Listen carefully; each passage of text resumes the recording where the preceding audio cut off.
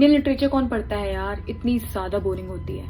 अगर तुम अब भी ऐसा सोच रहे हो देन ट्रस्ट मी, तुमने सही बुक्स पढ़ी ही नहीं है। अगर आपने अभी अभी अपनी रीडिंग जर्नी स्टार्ट करी है या फिर कभी रीडिंग करी भी नहीं है तो भी कोई दिक्कत नहीं है, क्योंकि इनमें से बहुत सारी बुक्स ऐसी हैं जो कि एकदम बिगनर फ्रेंडली है। तो इस पूरी वीडियो को ध्यान से देखना। सबसे पहले मैं आपको रिकमेंड करना चाहूंगी my all time favourite author Chitra Banerjee की books. I would literally pay to read हर शॉपिंग लिस्ट। चित्रा बनर्जी जी की राइटिंग ऐसी है कि अगर एक बार आप उनकी बुक्स पढ़ना शुरू करोगे तो आपको ऐसा लगेगा कि आप उन्हीं की बुक का एक कैरेक्टर हो। Can start with the palace of illusions. इसका हिंदी वर्जन भी अवेलेबल है, उसका नाम है द्रौपदी की महाभारत। आपको इस बुक के नाम से ही पता चल रहा होगा कि ये है तो महाभारत लेकिन द्रौपदी के पॉइंट ऑफ व्यू से। जब आप द्रौपदी के पॉइंट ऑफ व्यू से महाभारत को पढ़ोगे तब शायद आप कुछ उन बातों को समझो जिन बातों के बारे में आपने आज से पहले सोचा भी नहीं होगा। ये बुक थोड़ी सी कॉन्ट्रोवर्शियल है पर मुझे तो बहुत पसंद आई। अगर आपको भी मेरी तरह ये बुक पसंद आए तो फिर आप जाके पढ़ सकते हैं the forest of enchantments by the same author.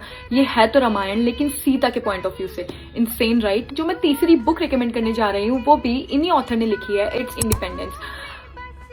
The way I cried while reading this book, I mean you cannot even imagine। अगर आपको पार्टीशन की स्टोरीज पढ़ना पसंद है और अगर आपको ये जानना है कि पार्टीशन से लोगों की लाइफ पे क्या इफेक्ट पड़ा था तो जाओ और ये किताब पढ़ो। Next book that I am going to talk about is like one of my most favourite books ever. ये बुक मैं हमेशा रिकमेंड करती ही रहती हूँ। अगर आप मेरा अकाउंट स्क्रॉल करोगे तो आप नीचे देखोगे ये बुक मैंने 100 बार रिकमेंड करी होगी। इट्स घचर घोचर। ये बुक है तो 100 पेजेस से भी कम की, लेकिन जो इम्पैक्ट ये आपके माइंड पे छोड़ के चली जाएगी, आप इसको खत्म करने के बाद कुछ दिनों तक इसी के बारे में सोचते रहोगे। बहुत ही सिंपल सी स्टोरी है। एक मिडिल क्लास फैमिली रिच हो जाती है पर अब वो अपने पैसे को कंट्रोल नहीं कर रहे हैं, पैसा उन्हें कंट्रोल कर रहा है। ये बुक एक परफेक्ट एग्जांपल है कि अगर आपको मनी, वेल्थ, पावर का इस्तेमाल ठीक से करना ना आए तो आपकी लाइफ कैसे बर्बाद हो सकती है। The next book that I would recommend to you guys is Em in the big home by Jerry Pinto. A mother battling bipolar disorder और एक बेटा जो उन्हें समझने की कोशिश कर रहा है। ये बुक इतनी ज्यादा रॉ और इमोशनल है कि आप शायद इसे एक बार में पढ़ ही नहीं पाओगे। कुछ ऐसी किताबें होती हैं जो हम पढ़ते हैं और फिर कुछ ऐसी किताबें होती हैं जो हम पढ़ते हैं,